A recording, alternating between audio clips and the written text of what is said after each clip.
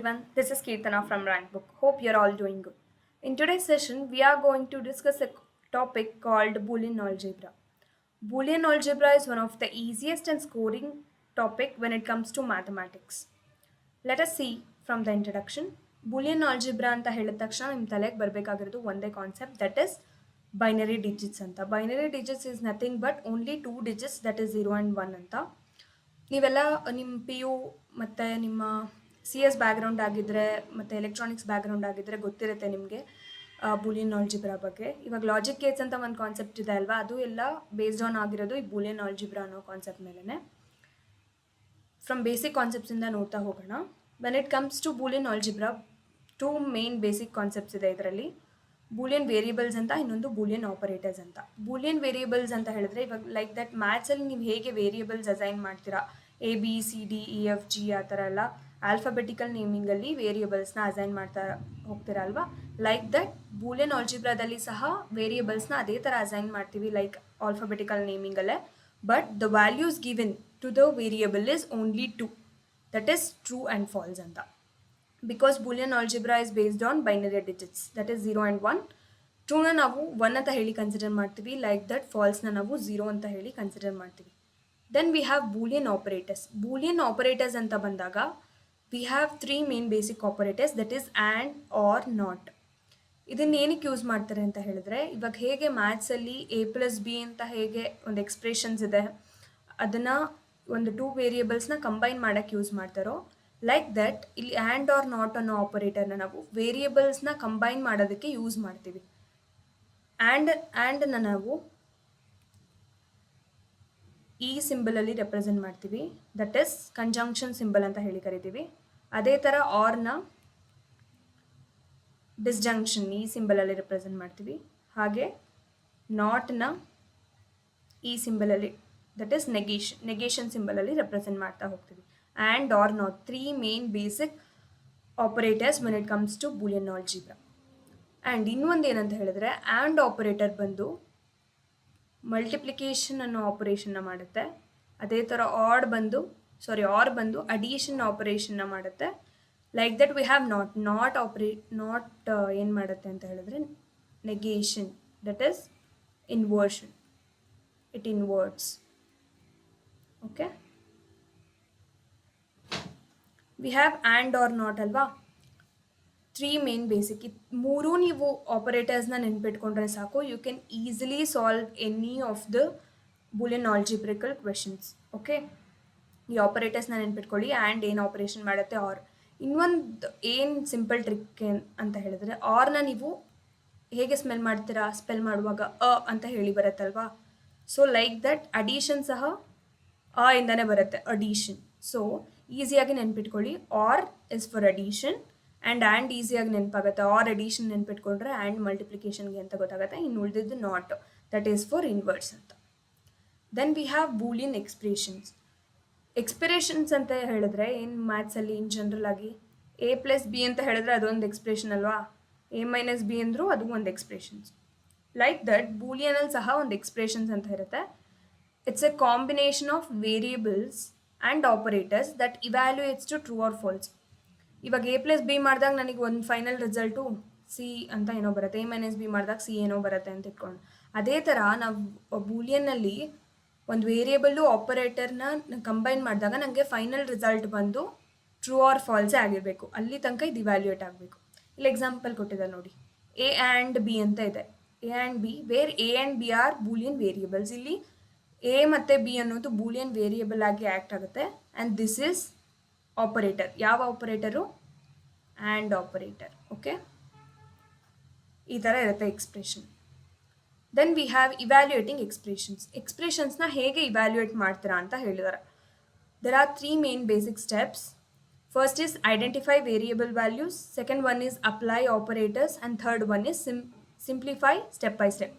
ಇವಾಗ for example previous example ಏನು ಕೊಟ್ಟಿದ್ರು ಅದೇ ತೊಗೊಳ್ಳೋಣ. ಎ ಆ್ಯಂಡ್ ಬಿ ಅನ್ನೋದು, if A equals 1 B equals 0, A value 1 ಇದೆ, ಬಿ ವ್ಯಾಲ್ಯೂ 0 ಇದೆ ಅಂತ ತೊಗೊಳ್ಳೋಣ.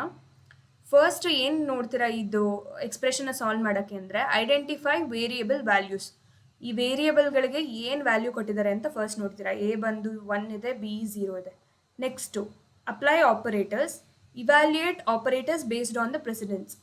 ಇಲ್ಲಿ ಯಾವ ಆಪರೇಟರ್ನ ಯೂಸ್ ಮಾಡಿದ್ದಾರೆ ಅಂತ ನೆಕ್ಸ್ಟ್ ಸ್ಟೆಪ್ ನೋಡ್ತೀರಾ. ಫಸ್ಟು ವ್ಯಾಲ್ಯೂಸ್ ನೋಡಿದ್ರಿ, ನೆಕ್ಸ್ಟು ಯಾವ ಆಪರೇಟರ್ ಯೂಸ್ ಮಾಡಿದ್ದಾರೆ. ಆ್ಯಂಡ್ ಅಲ್ವಾ, ಆ್ಯಂಡ್ ಅಂತ ಬಂದಾಗ ನಿಮ್ಮ ತಲೆಗೆ ಬರಬೇಕಾಗಿರೋದು ಮಲ್ಟಿಪ್ಲಿಕೇಶನ್. ದಟ್ ಇಸ್ ಎ ಅಂದರೆ 1, and is multiplication, B is 0.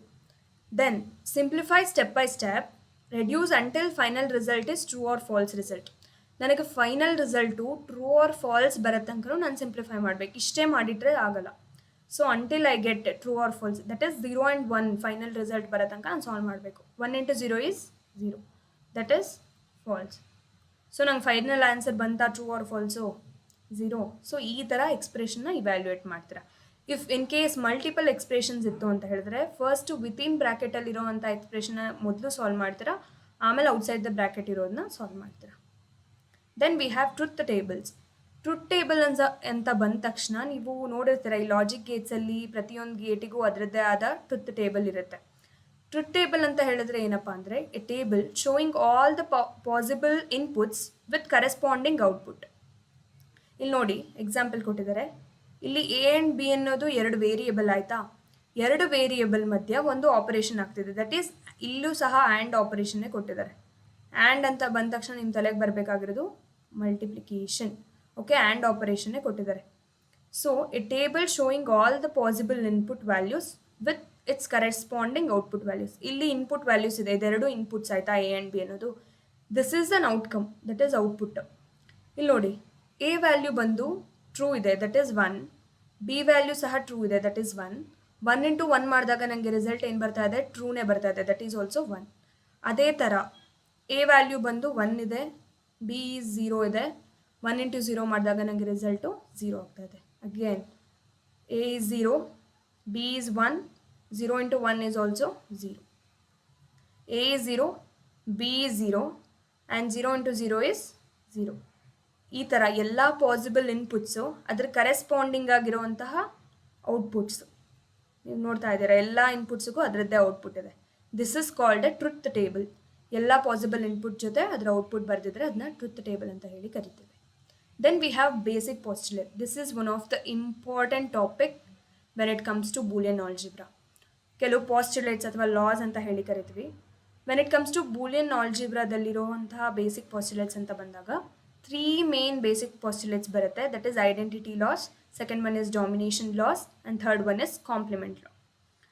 Identity law ಮತ್ತು ಡಾಮಿನೇಷನ್ ಲಾ, ಕಾಂಪ್ಲಿಮೆಂಟ್ ಲಾ ಅಂದರೆ ಎಲ್ಲ ಈಸಿಯಾಗೇ ಇದೆ, ಆರಾಮಾಗಿ ಅರ್ಥ ಮಾಡ್ಕೋಬೋದು. ಬಟ್ ಈ ಲಾ ಎಲ್ಲ ನಿಮಗೆ ಗೊತ್ತಿರಬೇಕು. ಅದರಲ್ಲಿ ಯಾವುದು ಐಡೆಂಟಿಟಿ ಎಲಿಮೆಂಟ್ ಆಗುತ್ತೆ, ಡಾಮಿನೇಟಿಂಗ್ ಎಲಿಮೆಂಟ್ ಆಗುತ್ತೆ, ಅದೆಲ್ಲ ನೆನಪಿದ್ರೆ ಈಸಿಯಾಗಿ ನೀವು ಬೂಲಿಯನ್ ಆಲ್ಜಿಬ್ರಾದಲ್ಲಿ ಬರೋಂತಹ ಪ್ರಾಬ್ಲಮ್ಸು ಈಸಿಯಾಗಿ ಸಾಲ್ವ್ ಮಾಡ್ಬೋದು. ಒನ್ ಬೈ ಒನ್ ಲಾಸ್ ಬಗ್ಗೆ ಡೀಟೇಲಾಗಿ ನೋಡೋಣ. First is identity law. Identity ಲಾನಲ್ಲಿ ಅಗೇನ್ 2 ಟೈಪ್ಸ್ ಇದೆ. One is and identity and another one is or identity. ನೀವು ಜಸ್ಟ್ ಅದರಲ್ಲಿ ಏನು ಸ್ಟೇಟ್ಮೆಂಟ್ ಬರುತ್ತೆ, ಯಾವುದು ಎಲಿಮೆಂಟು ಅಂತ ನೆನ್ಪಿಟ್ಕೊಂಡ್ರೆ ಸಾಕು. First is and identity. And identity ಅಂತ ಬಂದಾಗ ಇಲ್ಲಿ ಐಡೆಂಟಿಟಿ ಎಲಿಮೆಂಟ್ ಬಂದು ಟ್ರೂ ಆಗಿರುತ್ತೆ. Identity element in and identity law is always true. ಅದಕ್ಕೆ ಸ್ಟೇಟ್ಮೆಂಟ್ ನೋಡಿ, A and true is equal to A. ಈ ಸ್ಟೇಟ್ಮೆಂಟ್ ಮೀನಿಂಗ್ ಏನಪ್ಪ ಅಂತ ಹೇಳಿದ್ರೆ, ನಾನು ಯಾವುದೇ ಒಂದು ವೇರಿಯೇಬಲ್ ವ್ಯಾಲ್ಯೂಗೆ, ಎ ಅಂತಲೇ ಅಲ್ಲ, ನೀವು ಯಾವುದಾದ್ರೂ ವೇರಿಯೇಬಲ್ ಚೂಸ್ ಮಾಡ್ಬೋದು. ನಾನು ಯಾವುದೇ ಒಂದು ವೇರಿಯೇಬಲ್ ವ್ಯಾಲ್ಯೂಗೆ ಟ್ರೂನ ಮಲ್ಟಿಪ್ಲೈ ಮಾಡಿದ್ರೆ ನಂಗೆ ಅದೇ ವೇರಿಯೇಬಲ್ ಮತ್ತೆ ಸಿಗುತ್ತೆ ಅಂತ ಅರ್ಥ. Okay, for example if A equal 0, then ಅದನ್ನು ಅಪ್ಲೈ ಮಾಡೋಣ. 0 ಆ್ಯಂಡ್ ಟ್ರೂ ಅಂದರೆ 1 ಅಲ್ವಾ. 0 ಆ್ಯಂಡ್ 1 ಅಂತ ಹೇಳಿದ್ರೆ ನಂಗೆ ರಿಸಲ್ಟ್ ಏನು ಬಂತು? 0ನೇ ಬಂತು. ಲೈಕ್ ನಾನು ಏನು ವೇರಿಯೇಬಲ್ ತೊಗೊಂಡಿದ್ದೆ ಅದೇ ವೇರಿಯೇಬಲ್ ಬಂತು. Like that if A equals 1 ತೊಗೊಳ್ಳೋಣ. If A equals 1 and 1, again ನನಗೆ 1ನೇ ಬರುತ್ತೆ. ಸೊ ನಾನು ಯಾವ ವೇರಿಯೇಬಲ್ ತೊಗೊಂಡಿರ್ತೀನಿ, ವೇರಿಯೇಬಲ್ ವ್ಯಾಲ್ಯೂ, ಅದನ್ನು ಟ್ರೂ ಜೊತೆ ಮಲ್ಟಿಪ್ಲೈ ಮಾಡಿದಾಗ ನನಗೆ ಅದೇ ವೇರಿಯೇಬಲ್ ಸಿಗ್ತಾ ಇದೆ. This is identity law for and operation. Like that we have or identity law. Or identity law ಅಂತ ಬಂದಾಗ ನಮಗೆ ಇಲ್ಲಿ ಐಡೆಂಟಿಟಿ ಎಲಿಮೆಂಟ್ ಬಂದು ಫಾಲ್ಸ್ ಆಗಿರುತ್ತೆ. False is the identity element of R identity law. Okay, ಈ statement ಏನು ಹೇಳುತ್ತಪ್ಪ ಅಂತ ಹೇಳಿದ್ರೆ, when A is odd with false, we will get false only. ಹಾಗಂದರೆ ನಾವು ಯಾವುದೇ ಒಂದು ವೇರಿಯಬಲ್ ವ್ಯಾಲ್ಯೂನ ಫಾಲ್ಸ್ ಜೊತೆ ಆ್ಯಡ್ ಮಾಡಿದಾಗ ಅಥವಾ ಆರ್ ಆಪ್ರೇಟ್ ಮಾಡಿದಾಗ ನನಗೆ ಔಟ್ಪುಟ್ ಏನು ಸಿಗ್ತಾ ಇದೆ, ಅದೇ ವೇರಿಯಬಲ್ ವ್ಯಾಲ್ಯೂನೇ ಸಿಗುತ್ತೆ. ಸೊ ಇಫ್ ಎ ಈಕ್ವಲ್ಸ್ 0 ತಗೋಣ example. So 0 or is ored with false. False ಅಂದ್ರೇನು ಝೀರೋನೇ ಅಲ್ವಾ. 0 + 0 ನಂಗೆ ಏನು ಸಿಗುತ್ತೆ, ಝೀರೋನೇ ಸಿಗುತ್ತೆ. ಸೊ ನಂಗೆ ಅದೇ ವೇರಿಯಬಲ್ ಸಿಕ್ತು. ಅದೇ ಥರ if A equals 1, 1 is ored with false, that is 1 or 0. 1 + 0 is 1. So that ನನಗೆ ಅದೇ ವೇರಿಯಬಲ್ ವ್ಯಾಲ್ಯೂ ಸಿಕ್ತು. So this is identity law for or operation. ನೀವು ನೆನ್ಪಿಟ್ಕೋಬೇಕಾಗಿರೋದು ಎರಡೇ. ಒನ್ ಈಸ್ ಐಡೆಂಟಿಟಿ ಎಲಿಮೆಂಟ್ ಯಾವುದು ಅಂತ, ಮತ್ತು ಅದರ ಸ್ಟೇಟ್ಮೆಂಟ್ ಏನು ಹೇಳ್ತಿದೆ ಅಂತ. True is the identity element of and operation. True is the identity element for AND operation, like that false is the identity element for OR operation. ಇದನ್ನು ನೆನ್ಪಿಟ್ಕೊಳ್ಳಿ. Then we have domination law. Domination law ಅಂತ ಬಂದಾಗ again ಇಲ್ಲಿ ಸಹ 2 types ಇದೆ. That is AND domination and OR domination. AND domination ಅಂತ ಬಂದಾಗ ಇಲ್ಲಿ ಡಾಮಿನೇಟಿಂಗ್ ಎಲಿಮೆಂಟು ಫಾಲ್ಸ್ ಆಗಿದೆ. ಇದು ಐಡೆಂಟಿಟಿ ಲಾಗೆ, ಐಡೆಂಟಿಟಿ ಎಲಿಮೆಂಟ್ಗೆ ಉಲ್ಟಾ. ಸೊ ಅಲ್ಲಿ ಆ್ಯಂಡ್ಗೆ ಟ್ರೂ ಇತ್ತು ಐಡೆಂಟಿಟಿ ಎಲಿಮೆಂಟು, ಆರ್ಗೆ ಫಾಲ್ಸ್ ಇತ್ತು. ಇಲ್ಲಿ ಆ್ಯಂಡ್ಗೆ ಫಾಲ್ಸ್ ಇದೆ ಡಾಮಿನೇಟಿಂಗ್ ಎಲಿಮೆಂಟ್. ಅದೇ ಥರ ಆರ್ಗೆ true is the dominating element. ಅದಕ್ಕೆ ಸ್ಟೇಟ್ಮೆಂಟ್ ನೋಡಿ, A and false equals false. ಈ ಸ್ಟೇಟ್ಮೆಂಟ್ ಏನು ಹೇಳ್ತಿದೆ ಅಂದರೆ, ನಾನು ಯಾವುದೇ ಒಂದು ವೇರಿಯಬಲ್ ವ್ಯಾಲ್ಯೂಗೆ ಫಾಲ್ಸ್ನ ಮಲ್ಟಿಪ್ಲೈ ಮಾಡಿದ್ರೆ ನನಗೆ ಫಾಲ್ಸೇ ಸಿಗುತ್ತೆ ಅಂತ ಹೇಳ್ತಿದೆ. ನಿಜ ಅಲ್ವಾ? False is nothing but 0. ನಾನು ಯಾವುದೇ ಒಂದು ವ್ಯಾಲ್ಯೂಗೆ 0ನ ಮಲ್ಟಿಪ್ಲೈ ಮಾಡಿದ್ರೆ ನನಗೆ ಏನು ಸಿಗುತ್ತೆ, 0ನೇ ಸಿಗುತ್ತೆ. So that is the answer, that is the statement. ನೋಡೋಣ, if A equals 1, then 1 and 0. 1 × 0 is 0. Again ನನಗೆ ಫಾಲ್ಸೇ ಸಿಕ್ತು. Like that if A equal to 0 ತೊಗೊಂಡ್ರೆ 0 ಆ್ಯಂಡ್ 0. 0 × 0 is 0. ಸೊ ಸಾರಿ, ನನಗಿಲ್ಲಿ ಏನು ವ್ಯಾಲ್ಯೂ ತೊಗೊಂಡಿದ್ದೀನಿ ಅದೇ ಸಿಕ್ತು, ಫಾಲ್ಸೇ ಸಿಕ್ತಲ್ವಾ. So this is and domination law. Okay, then like that we have R domination law. R domination ಲಾ ಏನು ಹೇಳುತ್ತೆ ಅಂದರೆ, ನಾನು ಯಾವುದೇ ಒಂದು ವೇರಿಯಬಲ್ಗೆ ಟ್ರೂನ ಆ್ಯಡ್ ಮಾಡಿದ್ರೆ ನನಗೆ ಟ್ರೂ ವ್ಯಾಲ್ಯೂನೇ ಸಿಗುತ್ತೆ ಅಂತ. If A equals 1, 1 or 1 equals 1 + 1 is 1 ಅಲ್ವಾ. ಇನ್ ಜನರಲ್ ಮ್ಯಾಥ್ಸಲ್ಲಿ 1 + 1 ಅಂತ ಹೇಳಿದ್ರೆ 2 ಆಗುತ್ತೆ. But in Boolean algebra 1 + 1 is also 1, because ಇಲ್ಲಿರೋದೇ 2 digits, that is 0 and 1. If A equal 0, A 0 ಆಗಿದ್ದಾಗ ಹೇಗಾಗುತ್ತೆ, 0 or 1, that is also 1, right. So ನನಗಿಲ್ಲಿ ಏನು ಟ್ರೂ ತೊಗೊಂಡಿದ್ದೀನಿ ವ್ಯಾಲ್ಯೂ, ಅದೇ ಟ್ರೂ ವ್ಯಾಲ್ಯೂ ಔಟ್ಪುಟ್ ಆಗಿ ಸಿಗ್ತಾ ಇದೆ. This is or domination law. Here you have to remember, false is the dominating element for AND operation, true is the dominating element for OR operation. If you multiply any value to the false, we will get the answer as false only. ನಾನು ಯಾವುದೇ ಒಂದು ವೇರಿಯಬಲ್ಗೆ ಫಾಲ್ಸ್ನ multiply ಮಾಡಿದ್ರೆ ನನಗೆ ಫಾಲ್ಸೇ ಸಿಗುತ್ತೆ. ಅದೇ ಥರ ನಾನು ಯಾವುದೇ ಒಂದು ವೇರಿಯಬಲ್ಗೆ ಟ್ರೂನ ಆ್ಯಡ್ ಮಾಡಿದ್ರೆ ಟ್ರೂನೇ ಸಿಗುತ್ತೆ. This is about the domination law. Then we have complement law. Complement law ಅಂತ ಹೇಳಿದ್ರೆ this is very simple. It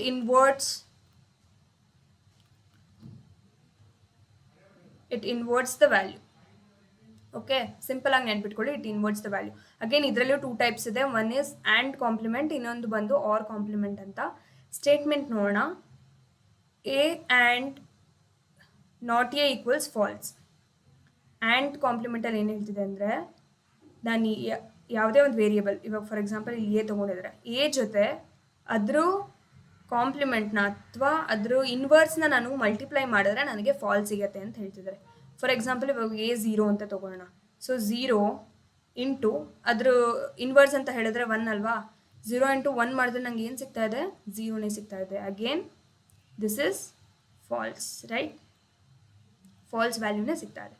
ಅದೇ ಥರ ಇಫ್ ಎ ಈಕ್ವಲ್ಸ್ 1 ಮಾಡಿದಾಗ 1 into complement of A is 0, 1 × 0 is 0, that is also false. So this is and complement. ನಾನು ಯಾವುದೇ ಒಂದು ವೇರಿಯಬಲ್ಗೆ ಅದ್ರ inverse ವ್ಯಾಲ್ಯೂನ multiply ಮಾಡಿದ್ರೆ ನನಗೆ ಔಟ್ಪುಟ್ಟು ಫಾಲ್ಸ್ ಸಿಗುತ್ತೆ. That is and complement. ಅದೇ ಥರ ಆರ್ ಕಾಂಪ್ಲಿಮೆಂಟ್ ಇದೆ. ಅದ್ರ ಸ್ಟೇಟ್ಮೆಂಟ್ ಏನಿದೆ ಅಂತ ನೋಡೋಣ. A or not A equals true.